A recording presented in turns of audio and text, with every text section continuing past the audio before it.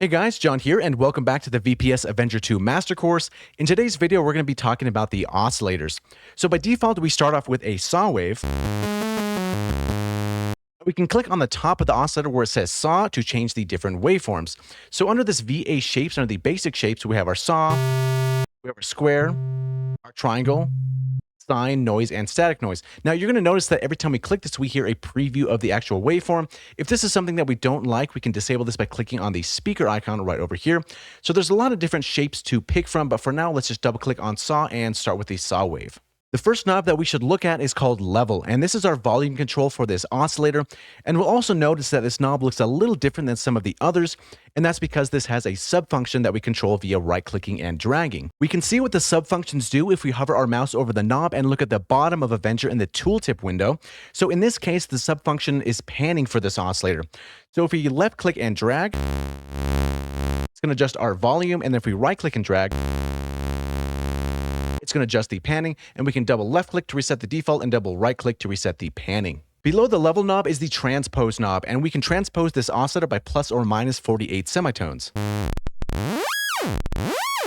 And double click to go back to default, and below the transpose knob is where we can fine tune this oscillator by plus or minus 100 cents.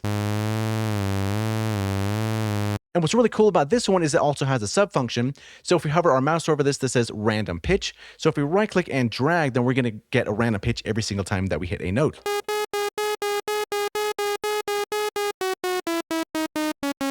Now this is useful for more organic or analog sounds because the oscillator's pitch was always slightly off. So don't overlook this one. It's a very cool feature to kind of make your sounds a little bit cooler. Below the fine knob is where we're going to find our noise. So let's turn this all the way to the right and take a listen here. What we can do is clear out our editor and just listen to the noise. More on this a little bit later.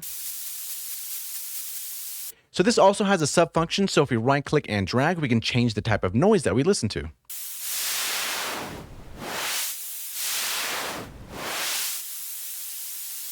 And beneath there's a slider here, and this is called the noise rate, so let's take a listen to that.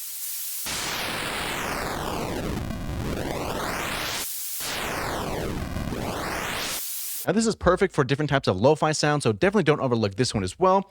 And we also have a couple drop-down menus here. So we have noise mono for mono noise, stereo 50%, which is what we're listening to. And if we want this a little bit wider, we can listen to it like this.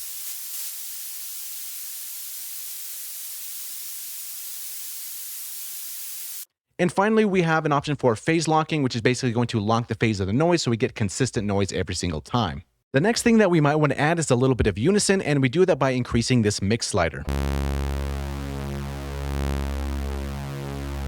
And we can see up here in the display that we have 4 voices of unison, and if we want to detune these a little bit, that's what this big knob is for.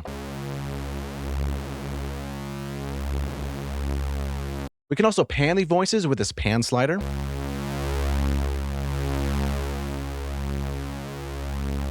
And if we want to add a couple more voices instead of just 4, we just click this drop-down menu here, and we can go all the way up to 7.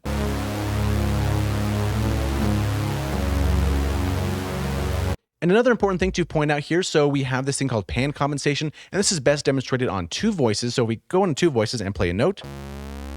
We can see that our left and right are pretty much balanced. However, if we turn this off to no compensation, we can see that the right side is a little bit louder, so that's basically what that does there. So I'd recommend to probably keep that on. And then also up here on the right, we have these octaves. So if we went to the voices, let's go to 7, and we have a saw wave kind of like this. We can determine how these voices are spread through the different octaves. So let's go to maybe 2, for example.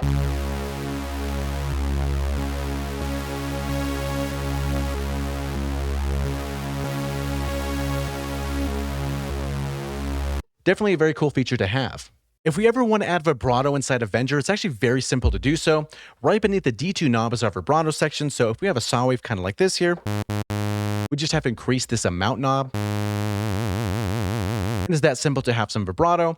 On the left-hand side, we have the rate, which is how fast this vibrato is going to be moving, to a maximum of 100 hertz. And on the right-hand side, we have a fade in, which makes the vibrato sound a little bit more natural. So let's go ahead and take a listen to that. And we can even see down here how it has a little bit of time before the full vibrato kicks in. And below that, there's a tiny little button here, and we click this and drag, and this is basically the curvature of that fade in. So if we did something kind of like this here, it's going to be much more abrupt here, as we can see on the spectrum view. And on the top here, we can click this and we can select the different shapes that we'd like. And we also have some custom shapes, which we're going to get to a little bit later on in the course. Another interesting feature about the vibrato, so we have here this global mode and the independent mode. So let's say we have a good amount of vibrato, and let's drop down our rate here, something kind of like this. So we can clearly see that the vibrato is moving in a triangle shape. Now let's add some unison and see what happens.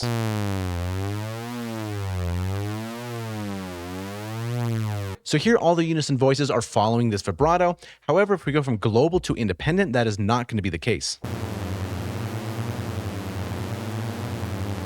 So yeah, very interesting feature there. I wanted to point that out just so you know what that does. So next up, we have the voicing tab up here on the top left. And now this is really cool. This tab gives us access to 4 additional voices that we can tune in semitones, we can fine tune in cents, we can pan them, and we can adjust the volume. This is a great way to make chords ourselves or pick a chord from this drop-down menu, which there's quite a lot. And if we do make some chords or interesting voicings that we like, we can save it as a preset that we can easily recall later via these dashed lines right over here. So if we wanted to create a power chord, for example, let's turn this first one on and let's go to 7 semitones up to create the 5th. And let's turn the next one on and go 1 octave above our root note. Now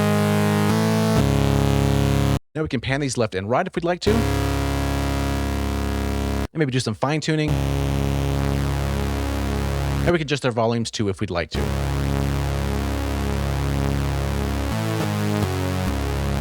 And this is all-in-one oscillator, which is actually really cool. And below this section here, we have a sub-oscillator, which is even cooler than that. So we have a few basic shapes. We have our sine, our triangle, our square, and our saw wave. And we also have the independent slider for how loud we want this to be. So right now we have a sine wave selected. And below this, we have an invert switch to invert the polarity in case we're running into interesting phase issues that we want to correct. And here we have a few different options here. So by default, this is going to be at 0 octaves, meaning that this sub-oscillator is already down 1 octave by default. So if it looks like it says 0, it's already down by 12 semitones. So if you want to go down 2 octaves, you want to go -1, or if you want to match the root note, you want to go up +1 octave here, something kind of like that. Below our sub-oscillator, we have a menu for our voices. We can choose how many that we'd like to have to a maximum of 64. And on the right-hand side, we have a very cool feature called MIDI Special. So this is useful for ARPs and sequences, for bass patches, and for playing some patches on a really, really low note. The low end starts to fall apart a little bit. So this helps to change that. So for example, if we have our ARP on and we play something really low, something like that, it kind of doesn't really have any clarity or definition. However, if we change this mode to sub-fade or switch, depending on which one you'd like, it stays a little bit more solid. So here's kind of an A/B of that.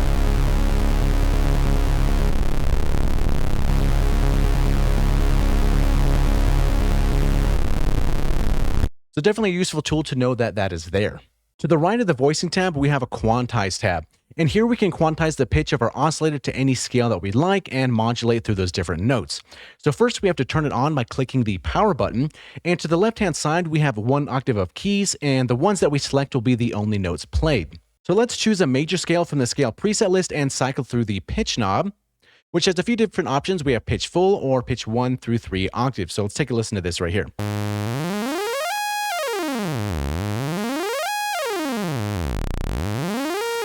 And let's double click to go back to default and modulate this with an LFO by clicking, dragging, and dropping and moving this little flag here for some depth. And we can slow this down just a little bit. We also have a knob to smooth and glide between the notes, as well as a second glide option called Glide Quantized. So let's take a listen to both of these. The first is going to be this Glide Smooth.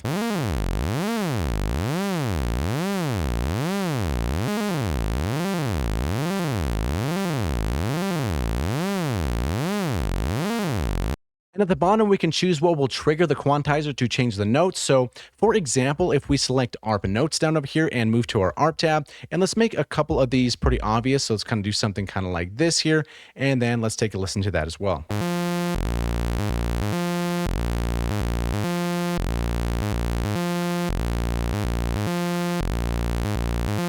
On the bottom left, we see incoming MIDI. Here we can choose if the quantizer starts on C with auto or starts with a MIDI key that you press when it is on fixed. The quantizer also has 4 different banks that we can switch through via modulation up here at the top. Let's take a look at the knobs on the right side of the oscillator, starting with Xside. So this knob will squash the left or the right side of the waveform depending on the direction that you turn the knob. If you select a square and then adjust the knob, this is how you create pulse waves and pulse width modulation. So we can go over here to square and then move this knob to the left or right.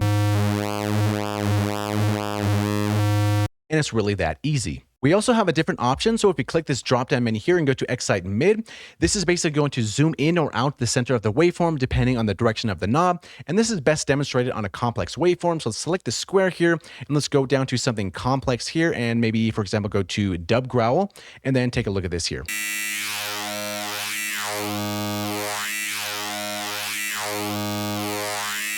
So next up, we have the Formant knob, and this knob controls the pulse width of the waveform. According to the manual, it says, turn it left and the waveform is squashed and shrunken towards the left-hand side. Turn it to the right and the waveform is expanded out of the right-hand side. The part of the waveform that is sticking out will either be simply cut off, producing clicks, or gently faded out, depending on the mode that you're in. So let's take a listen to that using a complex waveform again. So something, maybe let's go to this one right over here, and let's take a listen.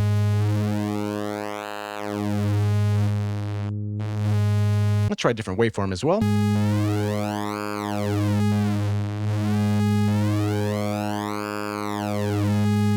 If you'd like to know more about these different modes, I recommend to refer to the documentation as they're explained in very great detail. Below the Formant knob is a knob called Bits, and here's where we can reduce the bit rate, the sample rate, or both at the same time. So this is what the bit rate sounds like. And then the sample rate. And then both at the same time.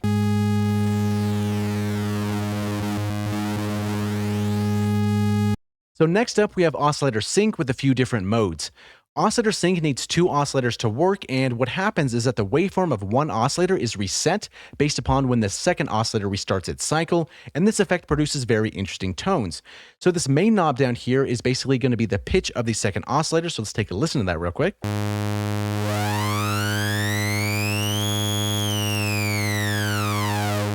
So if this knob is all the way down at 0, this is going to be the original pitch, and 100% is going to be 5 octaves above the original pitch. We also have a few different modes. The windowed modes will fade in the second oscillator in and out, removing clicks, whereas the non-windowed modes do not. The add modes will add the second oscillator, whereas the pure modes will only use the copy oscillator. The right-click function is pretty interesting because this will add an envelope to our sound, so let's right-click and drag and take a listen.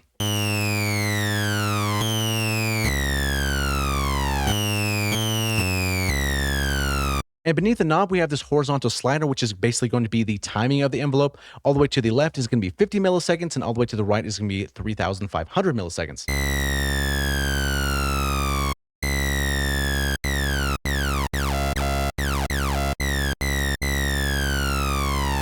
We can also adjust the curvature with a small button down over here, so let's take a listen to that as well.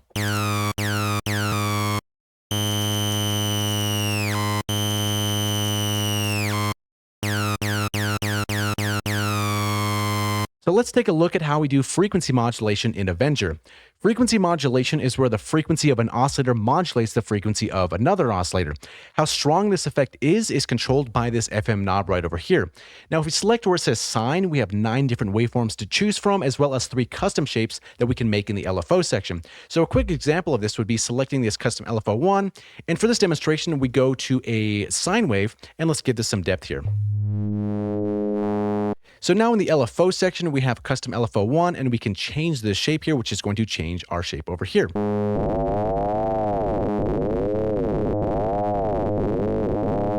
So we're going to go more into depth in the LFO section a little bit later on in the course, but I just want you to know that this possibility is available to us. So we can change the frequency of the modulating waveform via this rate knob here in the center. We also have quite a few different options on how this rate knob works by accessing the drop-down menu. So let's select free for now. Let's give this some depth. Let's take a listen on how this sounds.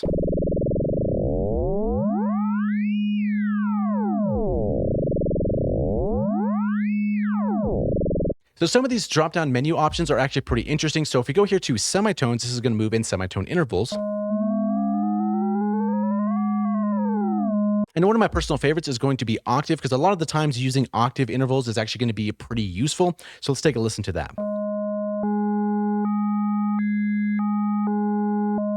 We're going to have more harmonic tones using the octaves. And we have quite a few other ones here. We have octave minor, octave major, and quite a few other ones as well. And we also have phase lock down here at the bottom. So this is going to be our last option, and this is going to set the start phase of the modulating oscillator for both FM and for AM. If this option is on, the start phase will be the same as the main voice. Otherwise, if it's off, it's going to be random. We can also use another oscillator to be the modulator. We first have to add another oscillator so this option becomes available. So up here on the top right, let's select this plus here. So now we have two oscillators. And for this waveform, let's go to a sine wave. And let's go back to the first oscillator. And down here at the bottom where it says sine, let's go ahead and click that. And then on the right-hand side, we see oscillator 2 FM. And let's go ahead and select that and take a listen.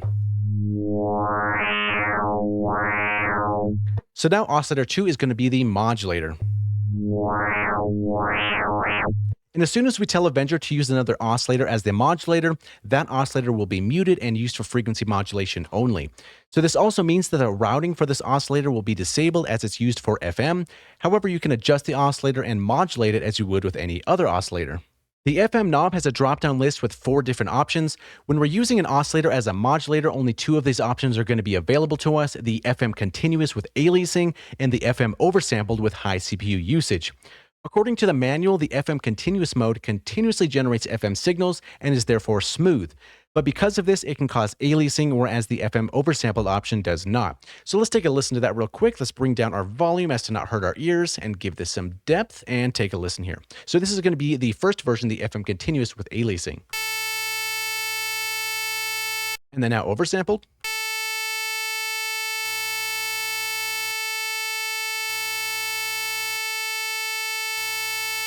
And the last 2 options we have are going to be the FM table cut, the alias free, and then the FM table cut window.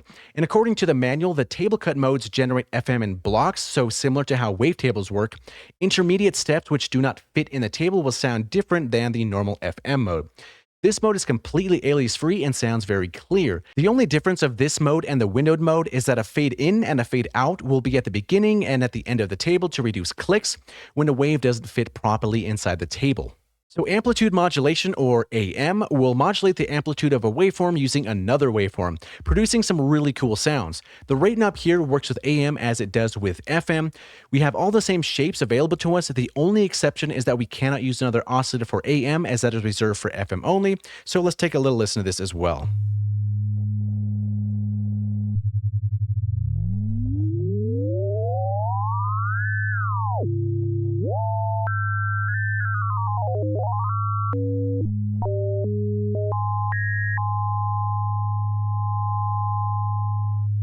So the center screen of this oscillator has a few options that we should talk about. Right underneath the name of the waveform, we have a very steep high and low pass filter that we can click and drag to use.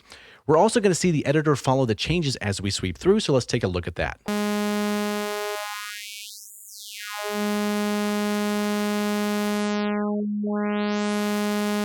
And beneath that, on the upper left-hand side, we have an option for phase. So by default, this is going to be random, or we can click and drag to have a very specific phase value. On the bottom left, we have key tracking. At the default 100%, all the notes that we play will change the pitch of the oscillator in semitone steps. If we want to have the same pitch for the oscillator regardless of what key that we press, we need to set this option to 0. And what's really interesting is that we can also go into negative values. To the right of key tracking, we have gain for the waveform. We can boost it by a maximum of 12 dB or attenuate it all the way to silence. And next to gain, we have M fade, and this is a microfade to help attenuate any clicks caused by phase positions to a maximum value of 6 milliseconds. And then at the very far right here, we have an invert polarity switch, and this is basically going to invert the polarity of the waveform by 180 degrees. Below the oscillator section, we will find the editor section. Now this window will change depending on the type of oscillator that we're using. So this is basically additive synthesis, and we can do this a few different ways. So by default, we start on this harmonic view, and these vertical bars represent different harmonics of our waveform. If we remove everything except the first one by clicking and dragging them down, that's going to leave us with only the fundamental, which will be a sine wave. So let's take a look at that.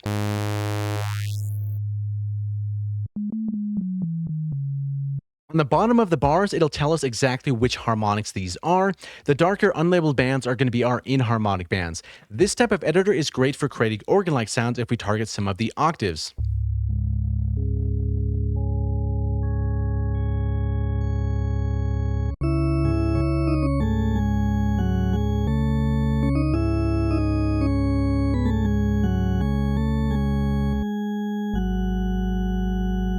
And we can easily reset the waveform by clicking on the reset button down over here. And we can also click random for a random generated waveform. And then if we don't like it, we can always go back to reset.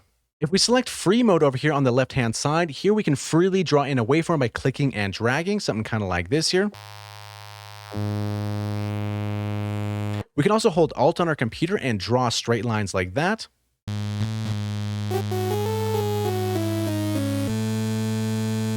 And then here at the bottom where it says bin, this is going to be our bin mode with access to 256 bands. Now, this view will show us the bands linearly and not logarithmically.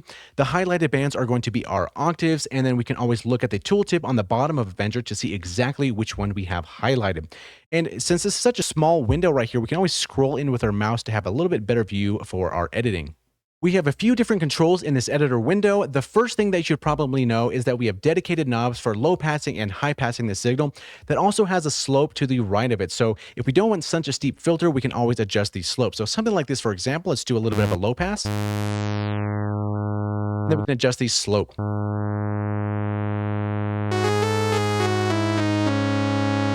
And this also works for the high pass here. So if we did a high pass like that as well, we can see that the slope also takes effect on both sides there.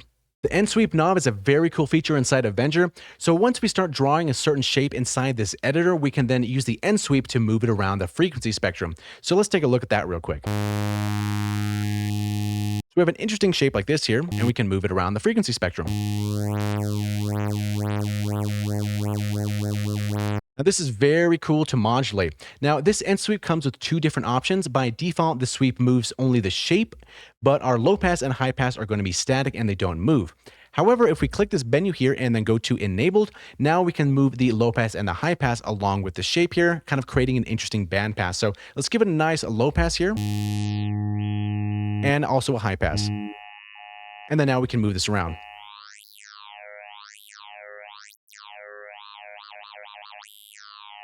So next up we have flip. So let's first make an interesting shape. And then once we turn flip, it's going to flip or invert the changes that we've done. So another very cool feature inside Avenger are these two knobs down over here, this V strength and this V speed. So these knobs continuously pulse the different bands. So we would adjust the strength with the strength knob and the speed with the speed knob. This is very cool to have a sound that constantly moves and feels pretty organic. So let's take a look at that real quick. So let's go our V strength something maybe like this and then start adjusting our speed.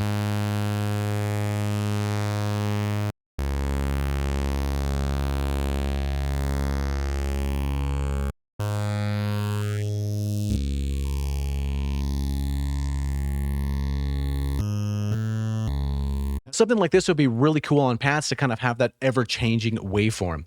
So if there's anything really cool that you've made and you want to save it, up here on the top right, we can click these three lines and you can save that as a preset file, or you can click this empty space and open up a whole bunch of cool presets to check out. Another way we can make our own waveforms is by using the Freeform Editor. And to access this editor, we have to select Freeform in our Oscillator section. So come up here where it says Saw, and then down over here where it says Freeform, we can select this first one called Frost. And right now we have an FFT tab, the editor that we've been using the whole time. And then now we have a Freeform tab. So here we can left mouse button and draw in our shape that we want. We can also right click to make straight lines just like that. And over here on the right hand side, we have a couple controls. So this split one is kind of interesting because this is split into two different sections, section A over here and section B, and this knob basically changes those different sections, right? So if we did something kind of like this here in the middle, this is going to be now section A and this is going to be section B. So why is that important? So let's say on section A we have a lot of interesting jagged lines kind of like this, and we want to smooth this out, but we don't want to touch B. Then we just smooth A with this knob over here. And as we turn this, we can see our waveform up here start to change. And then we see the graphical changes down here as well. And if we also have some stuff in B, but we don't want to smooth it out too much, we can smooth it to our liking right over here. And then down here, there's a button for normalization. Now, basically, this is going to normalize our waveform, so it's going to be as loud as possible without crossing 0 dB. So below the normalization button, we have the adapt menu. So the options for this knob provide additional smoothing on the waveforms, fade in and fade out. And according to the manual, adapt mode tries to center the start and end of the waveform. The zero mode is always set to the zero center line, and the symmetry mode cross blends the entire right and left half of the waveforms together.